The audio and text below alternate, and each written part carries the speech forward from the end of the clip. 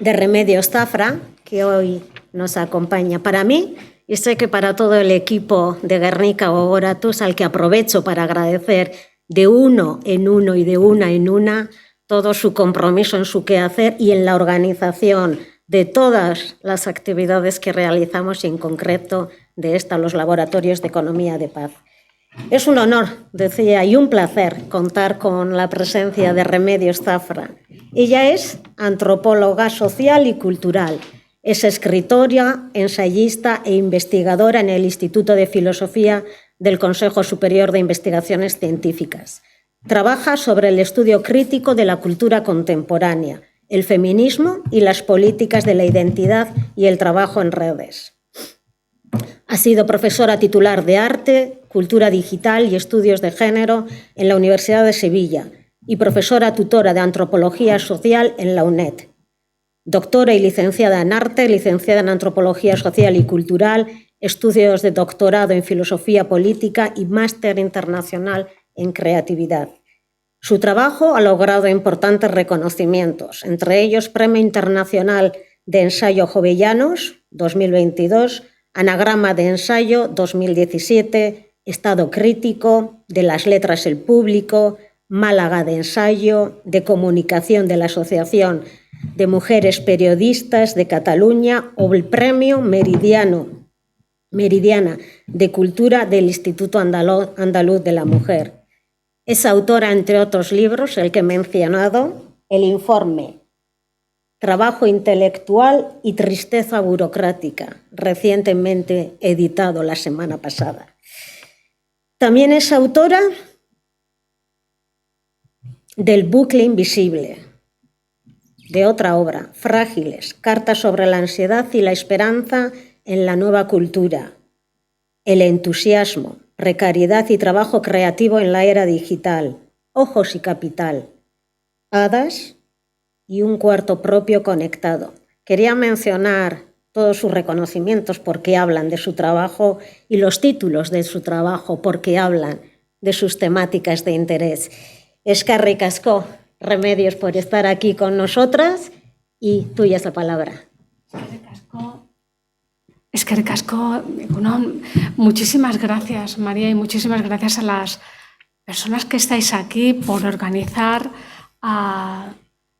encuentros y trabajos con sentido. Retomo esa palabra con la que hilabas. En el fondo estamos hilando ideas para intentar tantear alternativas a lo siempre igual y ese hacer con sentido creo que caracteriza el trabajo que venís haciendo y el trabajo que motiva también a citar y a hacer un encuentro entre personas que trabajan en contextos diferentes, a las que presuponemos con preocupaciones diferentes en el ámbito de la cultura por la paz, en el ámbito de la empresa, de la universidad, pero bienvenidas esas diferencias que caracterizan la forma de ver cada uno las cosas, porque es absolutamente compatible con aquella idea de Rosa Luxemburgo que yo no me canso de citar, en la que planteaba cómo debemos trabajar por un mundo en el que podamos ser socialmente iguales, humanamente diferentes, totalmente libres. Ese socialmente iguales, pero humanamente diferentes, yo creo que es la raíz de eso en lo que creemos, que esa economía de paz es absolutamente viable. Bueno, quería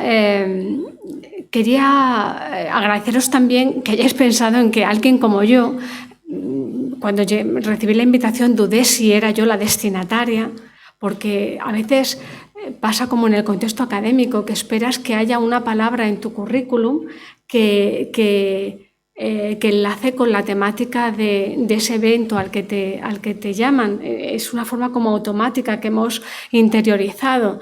Y yo pensaba, no he hablado mucho sobre la paz. ¿Por qué me llaman a mí? Y sin embargo, es verdad que he hablado de todo un contexto que tiene que ver con cómo se transforman las vidas y los trabajos en la cultura contemporánea, qué dificulta que ese mundo sea un mundo en el que se favorezca la igualdad, la libertad, en consecuencia la paz, y pensé, ¿por qué no? Sí, claro, tengo muchas cosas que decir y es lo primero que quiero agradeceros, el que hayáis confiado, el que me hayáis dado esa oportunidad de articular esas ideas,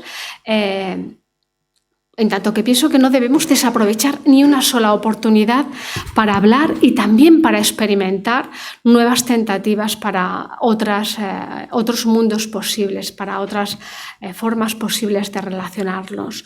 Y digo experimentar, o sea, no solo hablar, sino experimentar, recordando a Virginia Woolf y recordando una obra de Virginia Woolf que a mí me resulta especialmente sugerente para hablar sobre la paz, la obra Tres Guineas, una obra sobre la guerra. En esta obra Virginia Woolf plantea lo siguiente: debemos apagar el burdo resplandor del anuncio y de la publicidad. La próxima vez que usted vaya en automóvil por un camino en el campo, piense en la actitud del conejo encandilado por la luz de sus faros, con sus ojos vidriados, rígidas las patas. ¿Acaso no hay buenas razones para creer que las actitudes, las falsas e irreales posiciones adoptadas por el ser humano se deben a los faros que paralizan la libre actuación de las facultades humanas e inhiben la capacidad de cambiar y de crear nuevas entidades completas? Esta idea, esta ilustración, esta metáfora me parece sumamente luminosa para la propuesta que quiero hacer, porque cuando Virginia Woolf plantea que esas luces de los faros encandilan al conejo y solo el conejo puede tener una actitud estereotipada, está hablando justamente del predominio de unas formas de poder que cuentan con todos los apoyos de la luminosidad, esa luminosidad entendida no como lo que ilustra, viniendo o hablando desde una universidad, sino esa luminosidad excesiva que ciega, que solo favorece que uno se quede petrificado y que uno actúe como se espera de ese petrificado, es decir, que se asuste, se quede empequeñecido y alguien o le atropellen o directamente quede asustado hasta que pase el coche. Frente al predominio de esas luces que favorecen actitudes estereotipadas, Virginia Woolf habla de otras formas de enfrentarse a la luz. Habla de una luz baja y habla de un contexto de sombra, que es el que acontece en los espacios domésticos, donde ella plantea que habitan las que denomina outsiders. Las outsiders son las que viven más allá de esos contextos luminosos. Normalmente nadie pone el foco sobre ellas porque están en los lugares periféricos o están trabajando sin que haya demasiado foco de luz sobre ellas. Esas outsiders son las que reivindica Virginia Woolf. No solamente tienen esos espacios de luz más tenue para hablar entre ellas, sino también para experimentar. Y esta es la base de una de las ideas que os quiero proponer. La necesidad de vincular la reflexión a la experimentación de nuevas tentativas que no repitan lo siempre igual, que no repitan esa posición estereotipada, esa posición de inercia de la que hablaba María, que caracteriza la repetición de un mundo y de unas inercias bélicas. En este caso, cuando os hago referencia a cómo cambiar las reglas del juego, en este caso pretendo aludir a cómo el posicionamiento del que quiero hablar y que se nutre en gran medida del feminismo y de la filosofía de los cuidados no se plantea en términos de sí o no, sino que se plantea más en términos de cuestionar las reglas del juego. Lo que vengo, por tanto, a proponer aquí nace de un posicionamiento de reflexión y hartazgo, repito, hartazgo. Un posicionamiento de reflexión y hartazgo que reclama pensar de otras formas las maneras de construir mundo y la relación entre las personas, la necesidad de probar tentativas que no desemboquen en la historia de siempre. Unos pocos mandan sobre muchos y los convierten en soldados que mueren y matan. En ese sentido, decía Adorno, el filósofo Adorno, que para pensar libremente hemos de estar dispuestos a resultar incluso ingenuos. Y repito también esta palabra, ingenuos. Creo que no debemos desechar ni un ápice de pensamiento, por ingenuo que pueda parecer, en todo lo que suponga reflexionar sobre una economía y una cultura de paz. Es lo que ha ocurrido a menudo con quienes han infravalorado todas aquellas palabras que sostienen la paz. Cuando hablamos de solidaridad, de cuidados, de amabilidad, de generosidad, este tipo de palabras han sido denostadas, han sido infravaloradas, han sido consideradas también de ese lado de lo ingenuo. Es demasiado ingenuo pensar en esto, el mundo es distinto. Sin embargo, al plantear esa infravaloración, se evita el reto que exige a abordarlas con la inteligencia que supone como camino a una alternativa diferente. Es lo que ha ocurrido a menudo con quienes han denostado la solidaridad o la paz, elevándola a categoría de ingenua posibilidad y también de inalcanzable, justamente porque son los caminos que cuestionan la desigualdad y la acumulación de riqueza y de poder los que permiten que las cosas sigan repitiéndolo siempre igual. Lo que os propongo, por tanto, a continuación es un análisis de algunas de las transformaciones de época que estamos viviendo, de las que poder deducir qué elementos están alentando conflicto e inercia bélica, pero también qué ideas y ejemplos pueden servirnos para cambiar esta inercia. No llego a ver bien, pero aquí si alguien quiere entrar, que entre, ¿verdad? Bienvenidos. Mi parcialidad en ese sentido viene del trabajo crítico sobre el tecnocapitalismo y la transformación de las vidas y los trabajos, la transformación de esas cotidianidades en las que tenemos oportunidad de pensar desde los distintos lugares de nuestro trabajo y de nuestra vida en cómo contribuimos en lo que hacemos a ese mantenimiento o a esa transformación de la sociedad contemporánea en pro de una cultura de paz.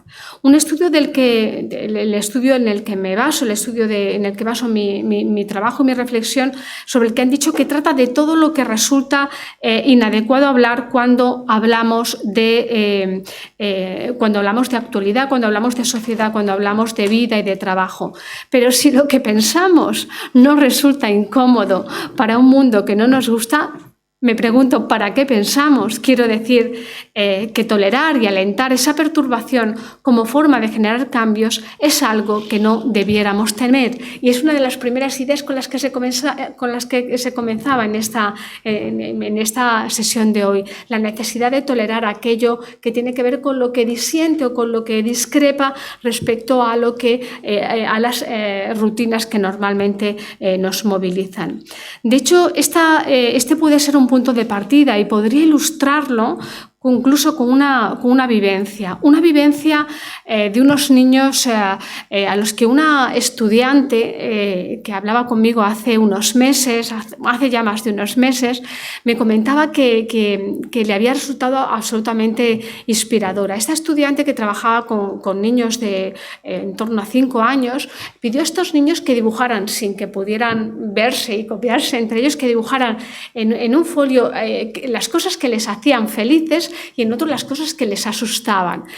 Ante la sorpresa de la profesora que hablaba conmigo, me decía que todos los niños, cada uno de esos niños había dibujado cosas diferentes respondiendo a esa pregunta de qué me motiva, qué me gusta en la vida. Desde una fiesta de cumpleaños, un encuentro con amigos, las escenas eran singulares, correspondían a cada uno de esos niños y tenían esa diversidad. Sin embargo, le llamó mucho la atención que lo que les provocaba miedo coincidía en prácticamente la totalidad de los niños, pues todos cogieron el negro, empezaron a rayar con cierta intensidad y representaron algo que algunos definían como oscuridad, muerte, guerra, este tipo de conceptos que les movilizaban y les hacían, de alguna forma creaban vínculo, no respecto a lo que les motiva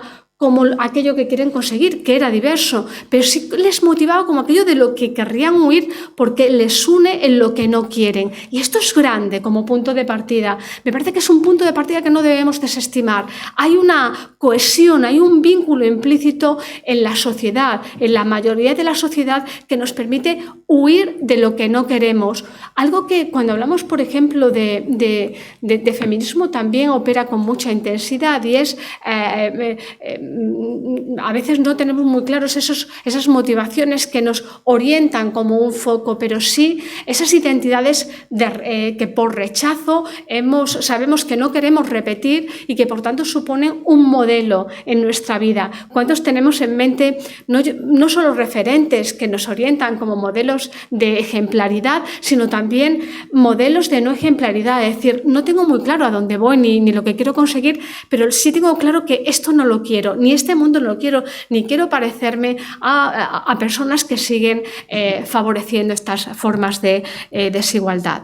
Sin embargo, en este sentido, y en relación a este miedo a la muerte que os comentaba, radica también algo que diferencia a quienes suelen ostentar el poder. Hegel, el filósofo Hegel, en Fenomenología del Espíritu, sugiere una idea que me interesa compartir. Sugiere que quien tiene miedo a la muerte tiende a convertirse en esclavo frente al que la desprecia, frente al que no tiene miedo a morir, que termina dominando. De ahí que la suerte del esclavo en su sumisión, miedo y voluntad de agrado siempre le coloque, según Hegel, sometido a quien nada teme, despreciando al que teme tanto por su propia vida como por la vida de las personas que suele tener a su cargo. Justo donde han estado esas personas que cuidan a otras personas, que se preocupan no solamente por sí mismas, sino que se preocupan por otras personas. Bajo esta lógica se han ensalzado valores como la valentía, la violencia o el individualismo, descartando emociones positivas como la amabilidad, la generosidad, la bondad y también incluso la autocrítica de nuestros proyectos por presuponerlos debilidad ante el previsible abuso del otro, dando como alternativa el triunfo de lo mismo. En ese cuestionamiento hegeliano que en muchas formas de entender el mundo y en muchas lecturas del poder ha prevalecido, es decir, el entender que el no tener miedo a morir da un valor a quien lidera, que parece estar implícito en las distintas formas de poder, pareciera colocar en ese otro lado del miedo a morir no solamente a quienes pueden tener miedo por su muerte, sino muy especialmente a quienes entienden que hay personas a las que deben cuidar. En esa analogía que ya vislumbra distintas formas de entender las relaciones entre las personas respecto a esta idea del miedo y respecto a esta idea de los cuidados, es donde quiero proponer como idea central de esta charla el planteamiento de los cuidados como un nuevo poder alternativo a ese poder de la voz más alta, a ese poder que dice no tener miedo a la muerte y que intimida y minusvalora a quien cuida a los demás por considerar que ese cuidado de los otros es una vulnerabilidad. Lo que propongo, por tanto, es ver esta aparente vulnerabilidad como base de una transformación necesaria, los cuidados como base de una nueva educación y cultura que alienten el giro tecnopatriarcal y bélico hacia otras maneras de vivir.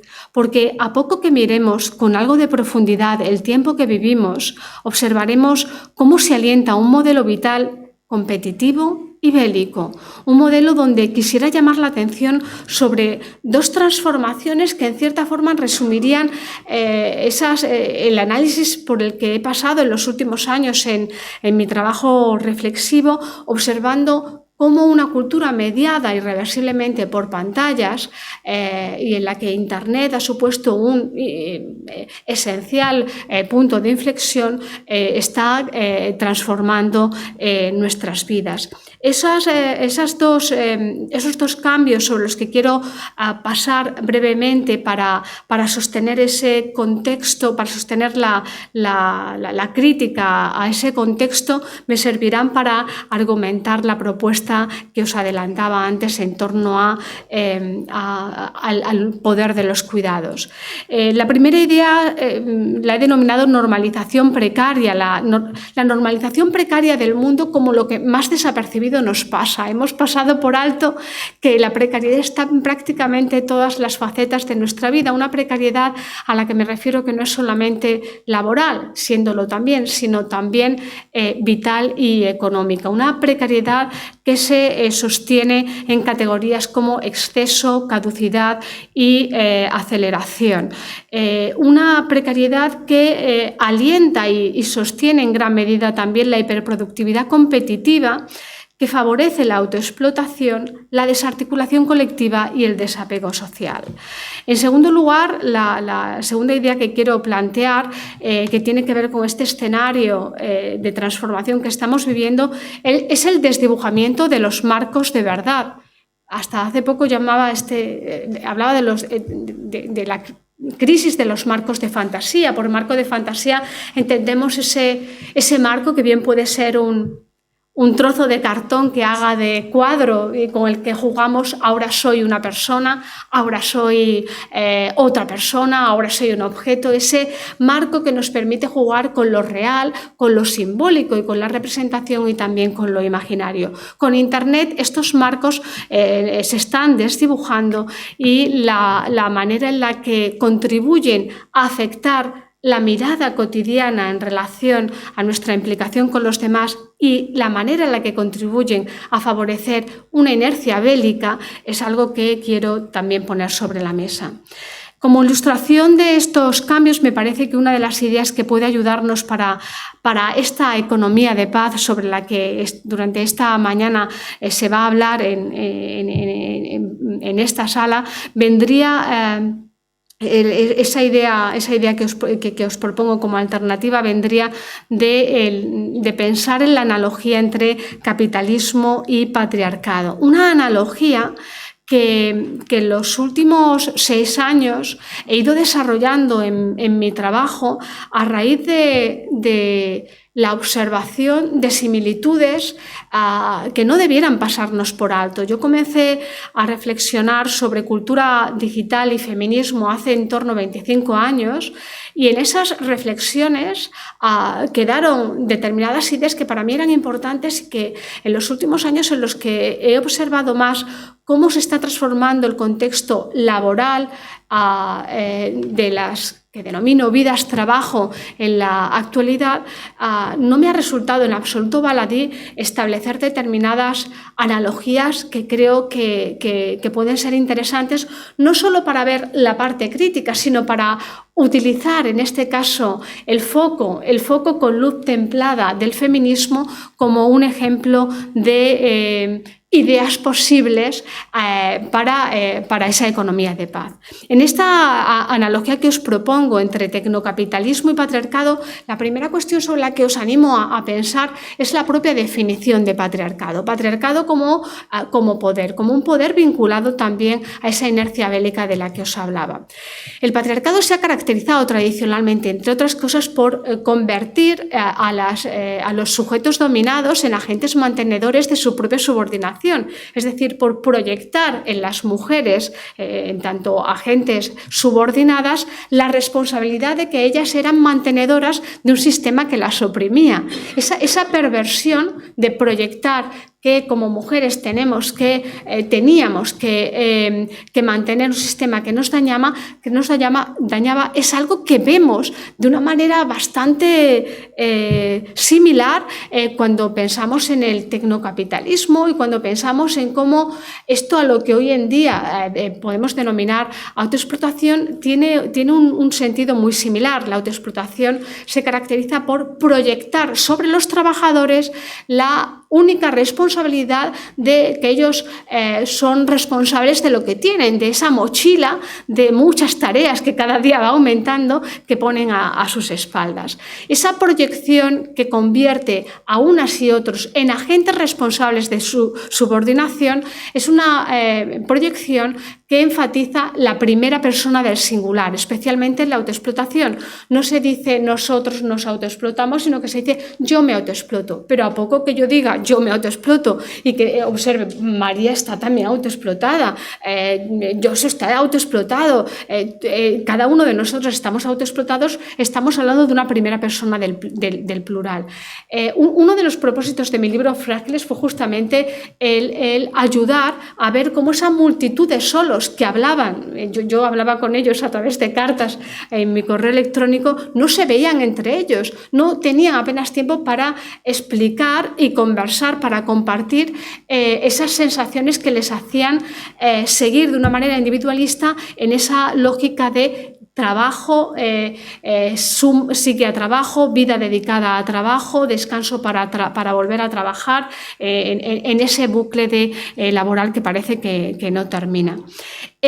Otro elemento de esta analogía sería cómo el patriarcado también se ha sostenido en alentar la enemistad entre mujeres.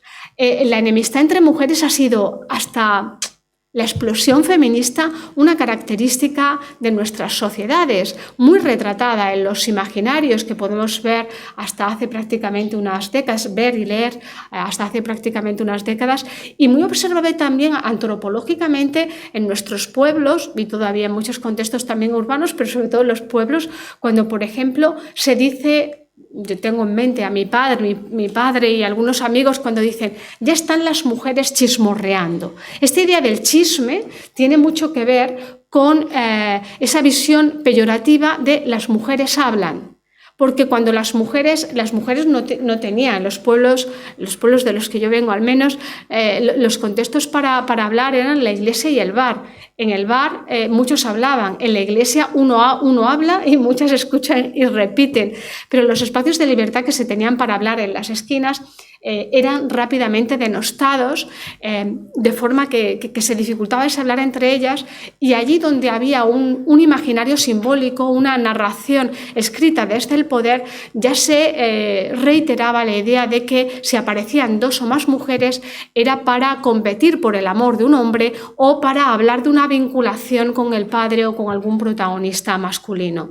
Esta asentada rivalidad y enemistad entre mujeres tiene hoy una sintonía muy interesante con la rivalidad entre trabajadores, con el hecho de que aquellos que eran nuestros compañeros en la escuela, en el instituto, en la universidad, de pronto se convierten en rivales, en competidores, atendiendo a unas formas de vida-trabajo sostenidas en concursos concatenados, donde al estar siempre evaluándonos y compitiendo, pareciera que estamos siempre rivalizando y limitando o dificultando los vínculos entre iguales. Otra característica tendría que ver con el aislamiento en la esfera doméstica, en el caso de las mujeres, y ahora el aislamiento también en los espacios, en los cuartos propios conectados y el individualismo productivo. Una característica también similar nos hablaría de la legitimación del capital afectivo como pago en relación a la legitimación del capital simbólico como pago. Hoy en día los trabajadores entusiastas, véase, los que estamos aquí diría que todos los que nos dedicamos al mundo académico, al mundo activista, al mundo del trabajo social y también al mundo empresarial desde una vocación, una pasión por nuestro trabajo en el que buscamos un sentido, somos entusiastas, pero ese entusiasmo es instrumentalizado por esas fuerzas productivas desde un discurso que legitima que ya uno está pagado con la satisfacción de hacer bien su trabajo. ¿Para qué vamos a pagar? Y por tanto, como uno está pagado con la satisfacción de hacer su trabajo, ¿quiénes pueden, por tanto, hacer lo que les gustan? Pues o los que tienen dinero o los que son muy valientes. Y nuevamente se refuerza esa idea de tengo dinero como para poder dedicarme con entusiasmo a mi trabajo, o soy tan valiente como para no tener a nadie a mi cargo, ir por libre y trabajar en lo que me entusiasma. Esa idea de esa legitimación de capital simbólico tiene su equivalente claramente cuando hablamos de patriarcado, en cómo a las mujeres también se les ha proyectado, en esa proyección como ángeles del hogar, se ha proyectado el pago con capital afectivo, con amor, como pago suficiente. Ya estás pagada con el amor que recibes. Todos te queremos y, por tanto, no necesitas un sueldo. Otra característica tendría que ver con la infravaloración y el abuso del quienes cuidan, de esa consideración esa consideración peyorativa e infravalorada de los cuidados, como aquello que, hablando de economía, podía formar parte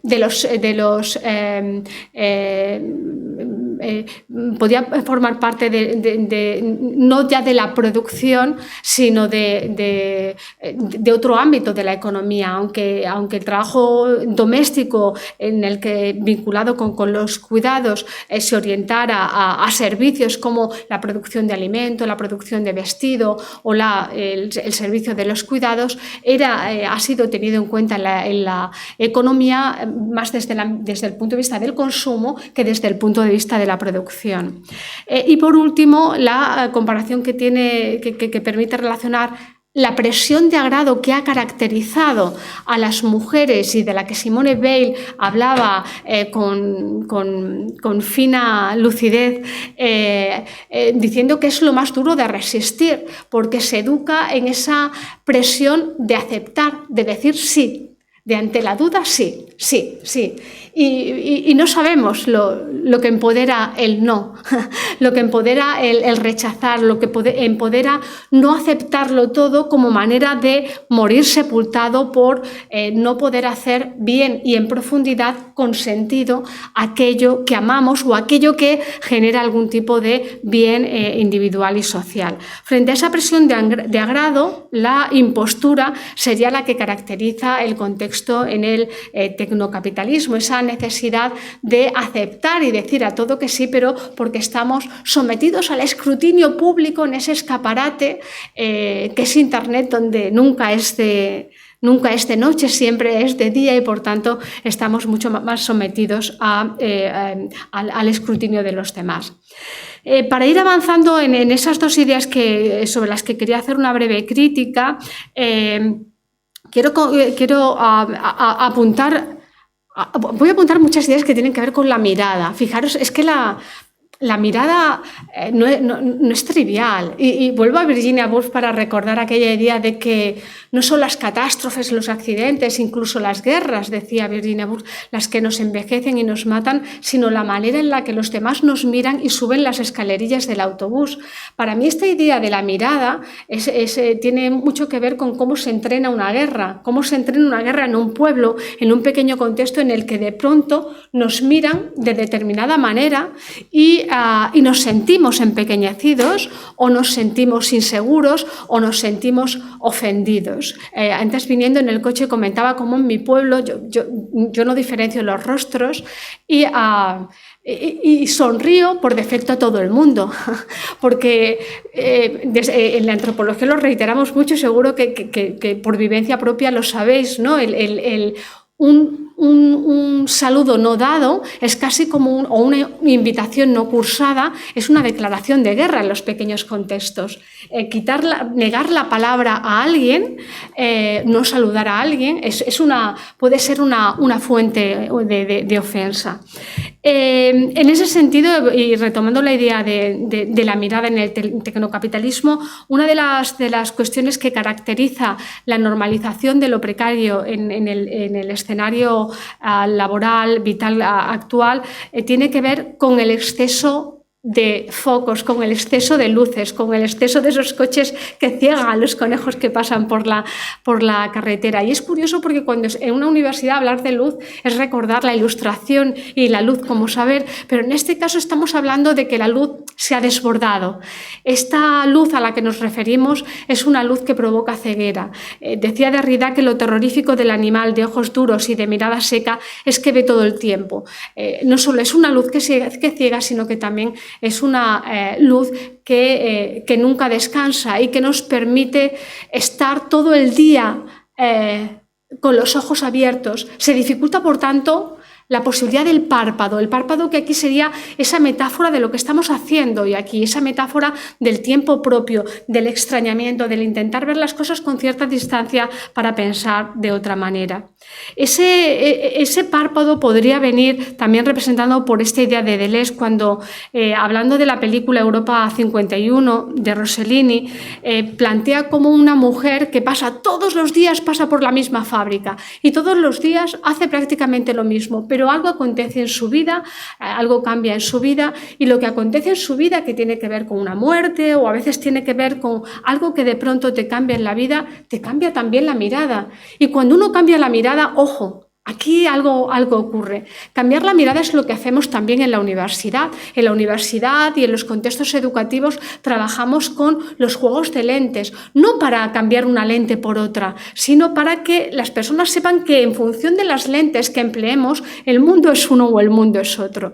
Lo que le ocurrió a esta mujer es que después de la muerte que vivió en su familia, cuando pasó por esa fábrica, tuvo esa sensación de extrañamiento y esa suerte de revelación que le hizo ver la situación de los obreros de la fábrica de una manera totalmente distinta. Y Deleuze decía: el tránsito es descrito como un sonido demasiado violento, como un rayo visual demasiado fuerte, algo que estaba allí sin que ella antes lo hubiera visto y que de pronto se le hacía lo intolerable, lo insoportable. Esto podemos relacionarlo con la toma de conciencia. Esto, lo intolerable, lo insoportable es: no puede ser que esta guerra, no puede ser que esta muerte, no puede ser que esto estuviera aquí y que yo no lo hubiera visto. Porque lo que acontece cuando se ve todo el tiempo y cuando todo está encendido es que nos inmunizamos, dejamos de ver. Se produce esa ceguera porque ya esa guerra no causa el efecto, forma parte de un fondo. Entonces es necesario ese zarandeo, esa perturbación para volver a ver, ese extrañamiento para volver a sentir ese rayo visual del que hablaba Deleuze, que nos permite la conciencia respecto a lo que estamos viendo.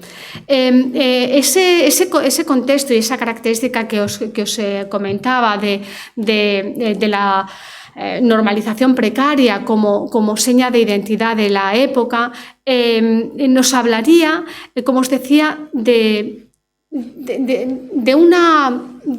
la perversión de algo que comenzó siendo positivo.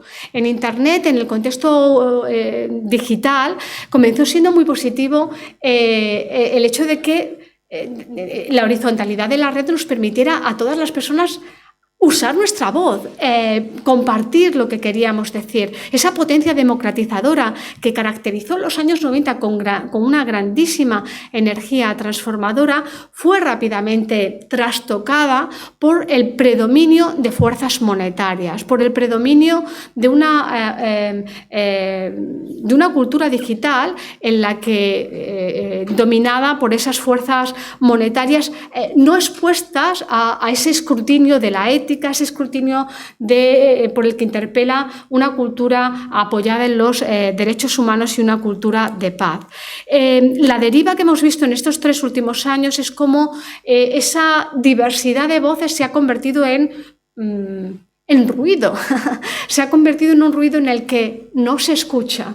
Todos hablan y nadie escucha. En ese todos hablan, nadie escucha, se favorece también la idea de que cada uno está tan preocupado por haberse convertido en ese sujeto producto exhibido que no interesa tanto escuchar al otro, sino no quedar demasiado mal ante lo que uno está diciendo.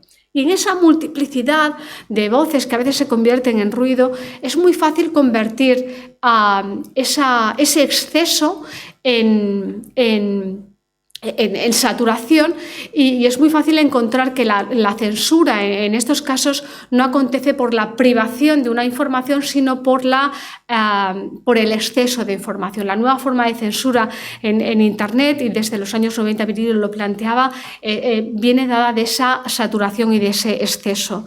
Pero ese exceso, esa caducidad que os comentaba como base, como categorías de la normalización precaria, tienen también un elemento esencial para sostenerse, que es la aceleración o la prisa, la normalización de la prisa.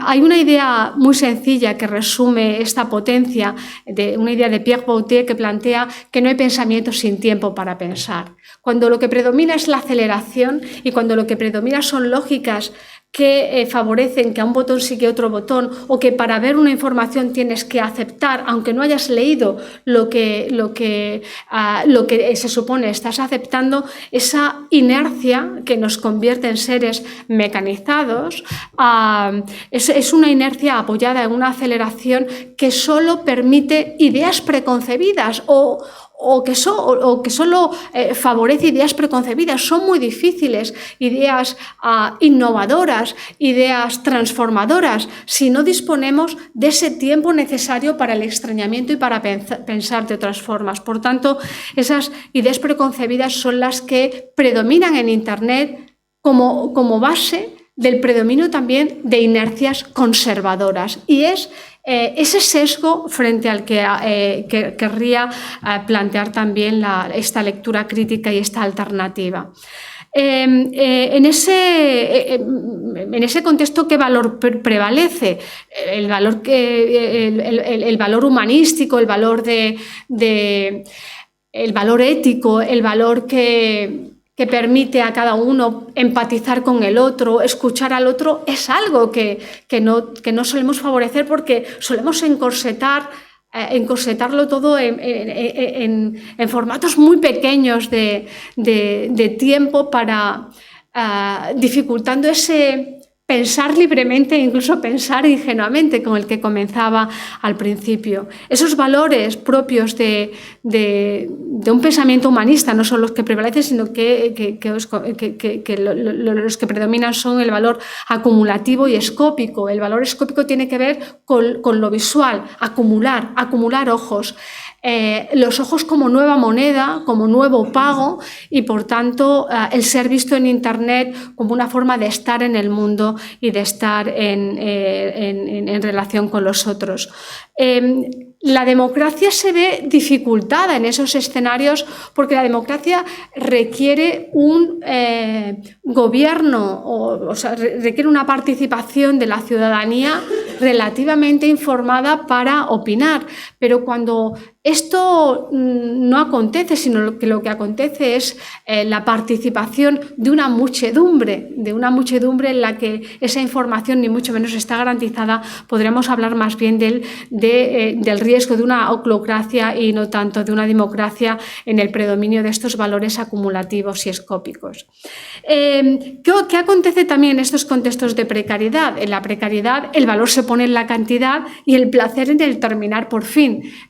Todos podréis tener en mente algún ejemplo personal de cómo, cuando hacemos esas cosas en contextos precarios, terminamos con ese hacer sin sentido, con ese hacer de cualquier manera, donde el único placer que encontramos es el resoplido del «uf, por fin he terminado». Y cuando decimos «uf, por fin he terminado», decimos hemos entregado, pero hemos entregado quizá de cualquier manera, porque lo que importaba es seguir esa rutina en esa inercia productiva. Ese entregar o ese hacer de cualquier manera genera desapego con el trabajo y desapego con los demás. A diferencia del trabajo en la no precariedad, donde el valor se sostiene no ya en esa apariencia, sino en la búsqueda de un contexto documentado y de verdad, en la búsqueda de ese sentido, y el placer no está solamente en realizar algo, en un logro, en un determinado logro social, sino también el placer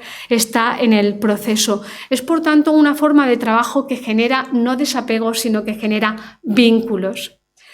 ¿Cómo responde el tecnocapitalismo ante lo que perturba, ante esta inquietud que nos paraliza y nos deja como esos conejos ante los focos? Normalmente el tecnocapitalismo en los últimos años, en las 2 últimas décadas, diría, ha normalizado 2 respuestas rápidas que nos relajan y nos hacen seguir. Incluso manteniendo la productividad. Botones y pastillas, los denomino yo. Los botones tienen que ver con esa respuesta rápida que, ante una duda, ya no nos obliga tanto a pensar. ¿Para qué pensar o para qué darle la vuelta desde otras maneras? Si lo pregunto al ChatGPT, si incluso puedo preguntarlo ya incluso hablándolo, me va a contestar, o lo busco ¿para qué hablar si ya tengo un botón? Esa respuesta rápida viene a través de esos botones que hoy se normalizan en nuestras vidas, pero también a través de esa tecnología de la farmacopea, que son todo tipo de pastillas para limitar la ansiedad, limitar la tristeza, aumentar la productividad, y que ha normalizado a unos niveles absolutamente terroríficos la medicalización de la sociedad. Lo comentábamos antes de comenzar, es una de las grandes pandemias en ciernes o ya en nuestra sociedad, que todavía no hemos visto la raíz que esconde, es la normalización de los ansiolíticos para paliar lo que perturba, pero seguir trabajando, seguir manteniendo los ritmos productivos. Y en ese punto de conciencia, ahora muchas personas están en esa fase de tomar conciencia de que esa medicación daña y, por tanto, verse como adictos que no saben cómo salir de esa adicción. Nuevamente, para salir de esa adicción, una buena amiga psiquiatra habla de la necesidad de la comunidad y la necesidad de los cuidados para ese salir, pero también de los sindicatos. Es decir, en los dos casos, la articulación colectiva, bien la articulación colectiva laboral como la articulación colectiva afectiva para mejorar. Si la vida se convierte en concurso, los compañeros se convierten en rivales, esa identidad que predomina en el tecnocapitalismo iría en sintonía con esta idea que os comento. Y ya para ir cerrando y para ir terminando, paso a esa segunda idea que os quería compartir en relación a cómo la cultura digital contemporánea se caracteriza también por la transformación de los marcos de verdad, la crisis de los marcos de verdad. Esto podemos verlo incluso en escenas que también seguramente tenéis en mente cuando vamos al campo con algún niño de corta edad, y si observáis a esos niños, o sea, si esos niños están en el coche, dentro del coche todavía, y en el exterior hay cabras, vacas o ovejas, antes que hablamos de una buena amiga investigadora y pastora, si un niño se encuentra en esa situación, yo he visto a un niño en esa situación y lo primero que hace desde la ventanilla del coche es mover el dedo pulgar e índice sobre la ventanilla para intentar ampliar la vaca o la cabra, porque esa interiorización de que el mundo viene mediado por pantallas y de que todo, allí donde hay un marco, sea una ventanilla o sea una tablet o sea un ordenador, siempre hay una posibilidad de ver de otra manera el mundo, porque lo que se está viendo no está claro si es real, pero lo que sí está claro es que está enmarcada en una pantalla. Esa forma que está antropológicamente cambiando nuestra manera de entender la realidad y de construir la realidad es algo que tiene mucho que ver con cómo construimos vínculos y cómo construimos paz. La imagen que veis en pantalla daría ejemplo de cómo hemos pasado del desdibujamiento del contexto al desdibujamiento del objeto en la cultura digital. Siendo la misma imagen, hace unos años fue leída como la imagen de una niña de Gaza que tapaba los ojos a su muñeca para que no viera el horror de la guerra, y esto aparecía en muchos periódicos, pero tardaron varios meses en que el fotógrafo desvelara el verdadero contexto de la foto. Era una niña turca que tapaba los ojos a su muñeca no para que no viera el horror de la guerra, sino para que la muñeca no sufriera, porque la muñeca tenía los ojos desviados y la niña temía que el fotógrafo se riera de la muñeca. En este caso, nuevamente, el daño empezaba por ese daño íntimo, el daño al que aludía esta escena. Pero os la traía porque esa descontextualización, base también de la desinformación contemporánea, hasta hace unos años se basaba en el contexto, en cambiar de contexto una imagen o una información. Ahora se basa también en el desdibujamiento del objeto. Ahora lo que vemos no tiene ni siquiera la garantía de que sea ese objeto, ese sujeto en sí. Si vemos una película de Putin, como la que se ha hecho recientemente, que está enmarcada como película, no hay problema, pero si vemos unas declaraciones de Putin modificada por inteligencia artificial en los grados de realismo que ya alcanzan, ese contexto de confusión es un contexto en el que navegamos en la actualidad.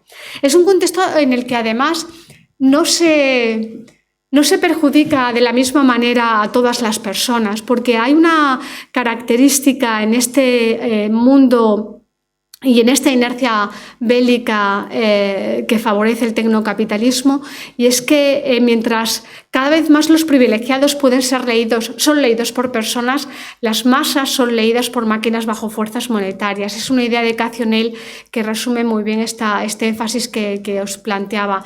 Mientras ante nuestras inquietudes y dudas sobre lo que estamos viendo, sobre lo que nos está pasando, sobre el sufrimiento que a veces sentimos o cómo enfrentarnos a este dolor por la guerra, siempre observamos cómo lo que querríamos sería empatía humana, interlocutores humanos para poder entender, para poder escuchar a otros, para que nos escuchen y para poder ver las cosas desde ese extrañamiento que os comentaba antes. Sin embargo, cada vez más los interlocutores que tenemos son máquinas o están mediados por máquinas. Lo que se nos ofrece como gran revolución para el mundo contemporáneo es que la interlocución, hasta en estas cosas que nos perturban, sean mediadores digitales y tecnológicos. Ojo, en su defecto, personas tan precarias que parecen máquinas. Es decir, cuando hay interlocutores humanos tienen tan poco tiempo que operan como si tuvieran que encasillarnos en protocolos, de forma que son tan máquinas como las máquinas, porque una persona precarizada no tiene tiempo para empatizar y para escuchar realmente a la otra persona. En este escenario, ¿cuál es el riesgo para la articulación colectiva y para frenar esa inercia bélica? Parte de la toma de conciencia de nuestra situación en ese contexto tecnocapitalista ante un riesgo que solemos pasar por alto, como esa mujer que pasaba por la fábrica y no veía a las personas que entraban en la fábrica. Simone Weil lo expresaba de una manera brillante en La condición obrera cuando decía: en mi opinión, una organización social, situándonos bajo un punto de vista moral, es buena si tiende a atenuar las desigualdades, por supuesto elevando, no rebajando. Una organización social podemos considerarla mala si tiende a agravar esas desigualdades. Pero estableció una tercera categoría que me parece esencial cuando pensamos en la cultura digital actual. Decía: esa organización social puede ser odiosa si favorece compartimentos estancos. Y esta es una de las últimas ideas que quiero resaltar aquí. El favorecimiento de compartimentos estancos en el contexto digital es algo muy habitual, porque bajo la sensación de que estamos activos, de que estamos haciendo cosas, de que nos estamos moviendo, estamos volviendo una y otra vez a lo mismo. En ese volver una y otra vez a lo mismo, habría también una cuestión a tener en cuenta, y es que volvemos una y otra vez a lo mismo, reforzados en lo que ya pensábamos, porque normalmente cuando nos relacionamos con otras personas en los contextos digitales pensamos: uy, en mi red social o en mi red social somos miles de personas. Ante ese espejismo de diversidad pasamos por alto que no es tan diverso como parece. Al contrario, las personas con las que nos relacionamos son sumamente parecidas. Es muy difícil la discrepancia o el disentimiento, porque ante cualquier discrepancia o disentimiento lo que solemos hacer, y la máquina nos lo facilita, es apagar, bloquear, quitar lo que perturba, de forma que cuando vemos nuestras redes por la mañana podemos pensar: uy, casi todas las personas piensan como yo, uy, qué eventos tan interesantes he encontrado.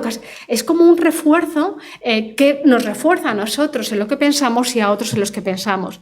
La semana pasada me comentaba un político que había tenido oportunidad de hablar con el equipo de Obama, y le hablaban de una anécdota en la Casa Blanca, en la que invitaron a tres personas de distinta ideología muy conservadora, poco conservadora y nada conservadora, y le pidieron que buscara la palabra Egipto en su navegador, en sus ordenadores personales. Lo que ante la palabra Egipto le respondía cada uno de esos ordenadores, no os podéis imaginar, nada que ver. Mientras en algunos se resaltaba la primavera árabe, para otros lo que se resaltaba el conflicto de guerrillas, conflictos de amenaza terrorista. Quiero decir con esto que esta idea que os pongo en pantalla de que nos hemos acostumbrado a entender que las lentes que nos ayudan a visibilizar mundo, como son las distintas lentes tecnológicas, visibilizan mundo, pero se nos invisibilizan como lente. Y son lentes que merecen ser visibilizadas porque son lentes que van sesgadas, lentes que por tanto favorecen una u otra ideología atendiendo a los algoritmos y a las estructuras que subyacen en las mismas. De una manera muy breve, porque ya en 5 minutitos termino, solo quería resaltaros que de esas estructuras que creo que están favoreciendo la inercia bélica en el contexto, en el mundo conectado que habitamos, no solamente tendríamos que pensar en la opacidad de esas lentes que en los años 90 en su mayoría eran visibles y que hemos naturalizado que ahora no se vean. Y esto a las empresas que nos escuchen es muy importante que entendamos que esos algoritmos sobre los que construimos mundo son algoritmos que, si bien forman parte de la propiedad intelectual de una empresa, pero son algoritmos que en tanto condicionan la vida de las personas necesitan ser sometidos también a auditoría desde un punto de vista de los derechos humanos y desde el punto de vista del mundo más o menos igualitario al que están favoreciendo. La categoría de homogeneidad es otra categoría a tener en cuenta, y os pongo aquí esta imagen que me parece muy ilustrativa para entender por qué es un riesgo esa homogeneidad. Cuando trabajamos con grandes números, con grandes datos, lo que corre peligro siempre es la diversidad. La diversidad a veces en lo minoritario, en los matices, en lo que discrepa o aporta a una visión más propia de un gradiente. Pero para ser operacionalizados, los datos tienen que ser también homogeneizados. Igual que quienes se dedican, mi padre se ha dedicado a las aceitunas durante mucho tiempo y ha tenido olivos como este que veis aquí, con varios pies, durante toda su vida, pero desde hace ya unas décadas todo el mundo le animaba a que quitara los viejos olivos y los homogeneizara. Esta palabra no se la usaban, pero es la que corresponde. Quitara esa diversidad de olivos y pusiera olivos de un pie, porque esos olivos jóvenes de un pie eran más fácilmente accesibles para las máquinas. Suponía, por tanto, un grandísimo ahorro, menos mano de obra, y lo que se hacía en este caso es sacrificar la diversidad en pro de la rentabilidad. Es un ejemplo que tendría otros muchos matices, pero que puede ilustrar también ese riesgo de la homogeneidad. Una homogeneidad que en este caso favorece también la polarización y el sesgo, y puede parecer contradictorio. Grupos homogéneos en los que nos parecemos demasiado, pero que justamente nos construimos en oposición a otros. Es decir, homogeneidad interna y polarización entre esos grupos que cada vez a una escala mayor, diría a una escala planetaria, en la que la ultraderecha y la no ultraderecha, como una de las muchas formas de describir esa polarización que parece haber convertido el mundo en un videojuego bélico sesgado, juega a favor de las fuerzas conservadoras. ¿Por qué os digo que juega a favor de las fuerzas conservadoras? Porque esas lógicas algorítmicas, cuando favorecen esa celeridad que os comentaba, tienden a basarse en lo que ya ha pasado y, por tanto, proponen a quienes están usando la tecnología que si lo que ha pasado es lo más previsible, será lo más habitual y, por tanto, actúan de manera performativa, que actúan casi a modo de pronóstico, adelantando y haciendo más posible que aquello acontezca.